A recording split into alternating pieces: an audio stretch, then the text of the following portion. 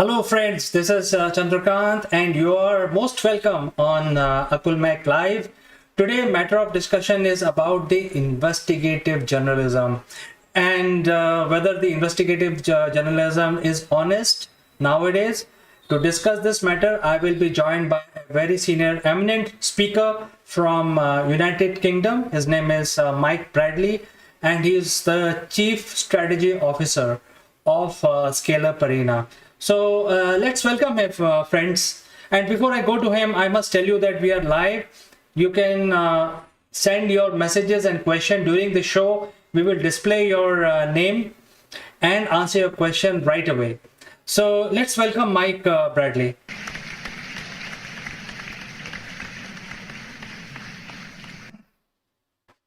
Hello, Mike. How are you doing? Welcome to the show. I'm very good. Thank you, Chandra. And yourself? I'm very good, Mike. Thank you for asking. And as you know that the subject of our discussion is about investigative journalism, which we keep hearing. If you remember the childhood, it was, this is the BBC, so we don't hear that anymore. But what is your view about investigative journalism? Well, I think it's a double-edged sword. On the one hand, we have to have a degree of analysis and a degree of cross-questioning. Obviously, this is something that happens in parliaments in theory anyway, that there's a forum for the opposition to raise concerns or to challenge or to suggest against the corporate government line.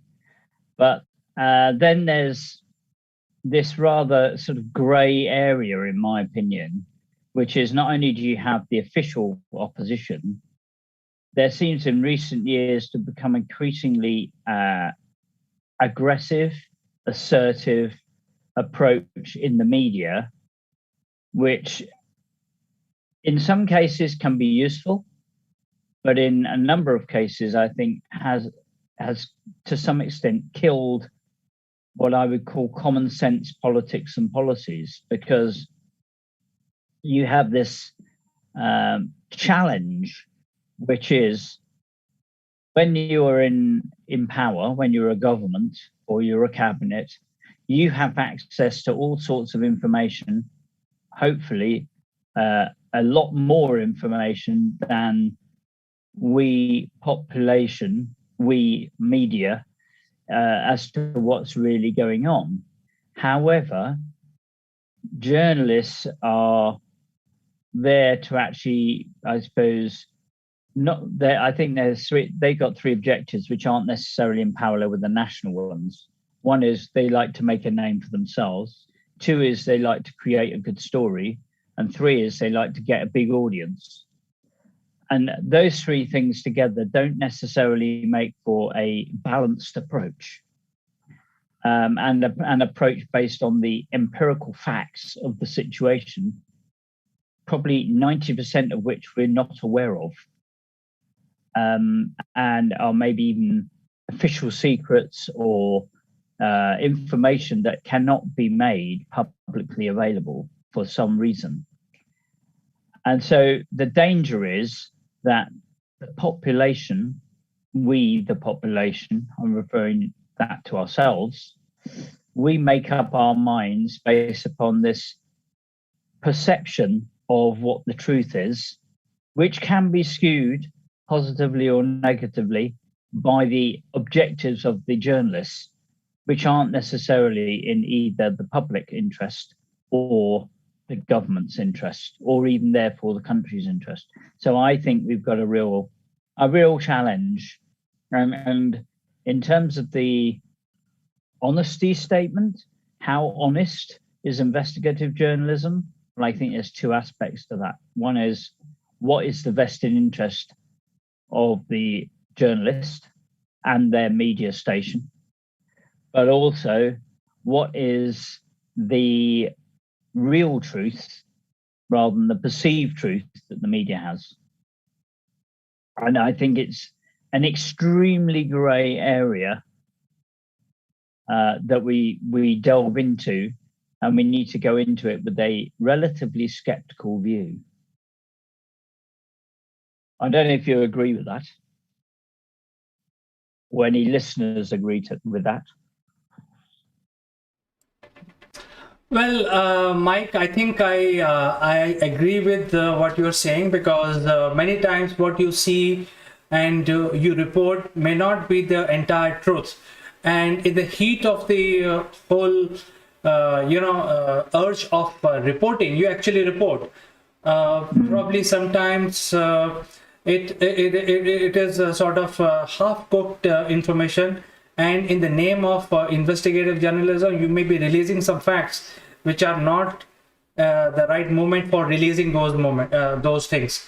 So I think nobody's training investigative journalism. It is people who actually take up upon themselves, and they go out there and start talking about things, policies, politics, politicians, personal life, public life, all kinds of things which people discuss. So I think the key question that I have for you is, you basically made a very important point, that is, the investigative journalism can spoil the politics. But what is from your point of view, is the way out? That is the key question that I want to ask you today. Mm-hmm.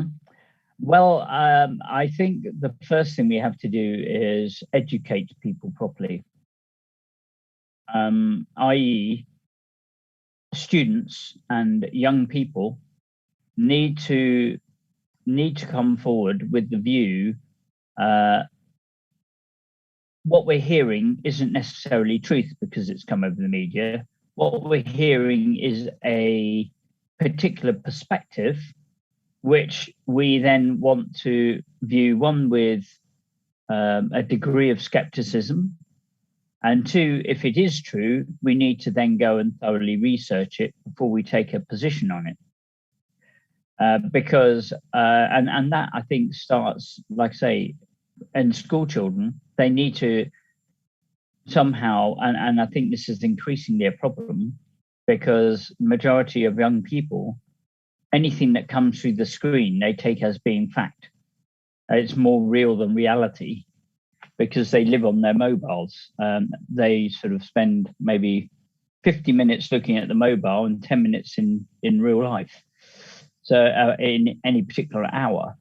Therefore, they are particularly vulnerable to being nurtured by what they read in the media. So I think the first thing is that we need to ensure young people view what they see online with an air of skepticism, and I'll prove it before I take that as my point. Secondly, I think as individuals and as when I say individuals, I mean individual corporates and also individual people, we need to ensure that we get engaged, not just with and through the media, but with our local parliamentary representatives. Because whether we like it or whether we don't, whether they're our party or our ideology or whether it's not, they do actually have a voice and do have a accountability for representing the voters. And the way that we can actually ensure we get the truth and to respond to that in a real way is to get to know them. Because otherwise, again, our perception of our local political people will be what the media tells us about them. And as we know, that isn't always going to be the real truth or the whole truth. And consequently, the only way to really get the right story, the right view, is to ask them directly. And they will only tell you that if they get to know you. So the first thing you have to do is get directly engaged with your local political people. Try to be, secondly, I suppose, try to be open-minded about that. because although the media tells us about all the naughty things and nasty things that politicians get up to, the vast majority are actually decent people who are human beings like the rest of us and want to actually make the world a better place. That's why they do it and why they commit so many hours. There are some that are in power, some that are in it for the perceived money, but there's an awful lot of them that are there because they're doing it because they believe in what they're doing.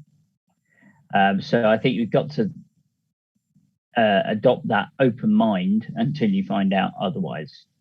So the second thing I would suggest is we need to get involved connecting and networking with local business groups and executives if we're in the corporate space, because again, what you read in the media may not be what the reality is on the ground.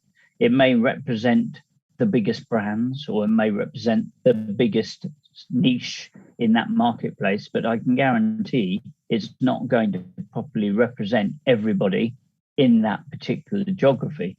So again, to get the right story, if you are interested in a particular sector, you need to forge relationships with those people. So, and thirdly, because 3 is always a good number when you're presenting. So thirdly, I would suggest that you need to get engaged directly with your local, national, global, traditional and new media connections to get the message out, such as us here with Akulmak, that actually, as you know, we engage with each other, we start to understand each other's perspectives, we discuss around the subjects, we're not trying to cause offense or cause trouble. What we're actually trying to do is forge a better world. And the way we can do that is to get our positive messages out, not just allow the mainstream media to conjure up the stories along their own vested interests. Mike, I think you're absolutely right about Akulmak, because we are just a content creator and we are discussing things. But let me throw actual event which happened, and this is related to elections of United States, where one of the incident is there was a news published by Washington Post about Joe Biden's sons having lot of business interest in China, and that particular news was censored by Twitter. So can you imagine a guy actually did investigative journalism trying to bring a truth out, but you know, that kind of truth in the heat of the election could be counterproductive for Biden winning the election. So Twitter banned that that item, and because of that, there was 15% swing in favor of Biden. So what do you think of this way? I mean, you are doing investigative journalism, but then the other party is trying to stop it. What is your opinion on that? I think it's a very tricky area. And the reason I think it's tricky, I actually am an admin for a local Facebook group of almost 9,000 people. And sometimes you have to approve material that actually isn't necessarily your point of view, may not actually be, well, you can't verify every piece, but so long as it's not causing offense, you know, we have to approve it. And it's not in breach of rules. And so I don't know, was Twitter right to ban that, or should they have just let that go out? And at what point do you say, well, this is fake news or this is actual news? And again, this comes back to mainstream media, because they always say, oh, it's in the public interest to put this information out. Well, is it? Because if the media takes a particular story or a particular slant on an issue, it may not be in the national interest to take that line. However, by taking that line in the mainstream media, they will actually force that opinion into the public thinking. And I think this is, again, I think it's a very tricky area. Did Twitter verify that information before they banned it? The instance you're talking about? If they verified it, well, then it should probably have been published. If they didn't verify it, maybe it should have had a statement on here saying this is unverified. Maybe that's a solution. It's a verification versus unverified. Well, Mike, I think that is where we are having this debate. And by the way, the viewers are liking it. And there is a question from one of our viewers. Her name is Sarla Verma, and she joins us from YouTube. And her question is that is journalism a proper platform to advocate investigative stories? She is also having a follow-up question about the investigative stories could also be fake news many times. So she is in a sense asking your opinion about, is journalism the right channel for investigation? Or is it a police force? I think it depends, again, on who it is. In view of what we said earlier, journalists, I'd be interested to know whether she agreed with the point I made, saying journalists have these three goals, get an audience, get a story, and get a bit of visibility for themselves. Those three things don't necessarily mean that there's going to be a truthful story coming out. This could be a vested interest story coming out. So I think there's always a risk. What I would suggest on the opposite side of that is if we then said, well, journalism isn't the right forum, what is the alternative? And I think the snag is, I don't think there is one. And there is a sense in which in today's global media world, we are all in fact able to make a statement that could be verified, could be based upon our own experience, but may not be the real truth based upon everybody's experience. So there is a degree of subjectivity and interpretation on anything that we read on social media, because it's only ever going to be based upon a person's perception, which is truer than fact in many cases. So is journalism the right way forward? It's one way forward, but as we said earlier, I think it's very important that whenever you read something, you treat it with a degree of skepticism. You treat it with a degree of, well, I need to verify this before I believe it. Well, I think this is a very important point. We should always verify before we start saying, hey, this is a news that I want to tell you. That is very important. And I think now I want to ask you about your opinion with regard to whistleblowing, because I think this is another area of investigative journalism where it affects the corporate, because I think you're talking about the corporates also, not only politicians. And whistleblowing arena is mostly affecting the corporates and the companies and even individuals who are associated with corporates. So do you think this is the right way of taking the news out, or it is not the right way? What is your opinion? I think it's a very grey area again. I think it depends on the objective of the whistleblower. I think the world is a complex, vested interest place.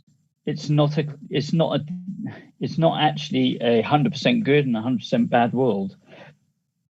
So if there's something that is blatantly wrong,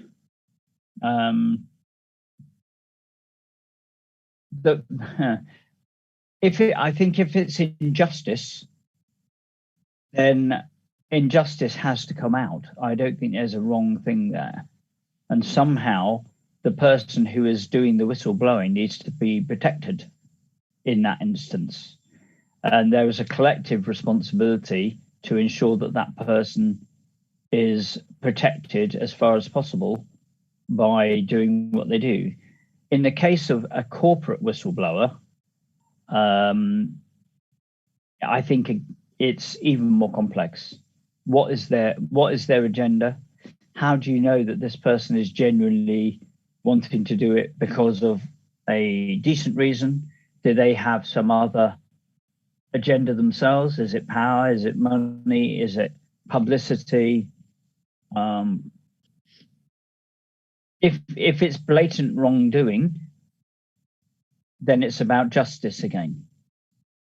If it's a situation where somebody has an opinion or has a belief or has a view, it's very tricky, particularly across global markets, because what is deemed to be acceptable in one place is deemed to be unacceptable in another. So what is right? Who is right? That's influenced by our culture and by our background, and it is not necessarily black and white. There's not necessarily a crystal clear right or wrong answer. Well, Mike, I agree with you whenever you say that, somebody says or speak about something, some incident or some person, you have to have total responsibility about it. But I think this arena, which is a very vast arena about investigative journalism, whistleblowing, the people who are actually doing it are, very strong people. They have a lot of courage and conviction, and that is why they are doing it. So I think, thank you so much for joining us. This is something, a very large subject, probably we cannot discuss in 20-30 minutes. But I think in today's session, we came out about the important aspects of investigative journalism and how you have to be responsible before you start talking. Maybe you have to go out and do proper research so that you can vouch for your words when you are informing others. So I think that is where, or at the very least, caveat it. At the very least, caveat it with saying this is a personal opinion based upon my personal experience, but may not be what is in, what other people find. yeah, I think that is a very good suggestion. We can caveat it and we can say that this is something which I am not vouching for it, but this is what I've understood so far. And you can ask for further opinion. Guys, you can tell me if you think this is right or wrong. So I think we can end our discussion, Mike, at this, because otherwise this will become a very long subject, and probably we can revisit this subject again in future sometime. Sure. Thank you so much for joining our channel today, our program, our show, and I'm sure people liked it because there were a lot of questions and we can't take all the questions, Mike, but I like to say goodbye for today. Goodbye to you too, Chandra. Have a great afternoon.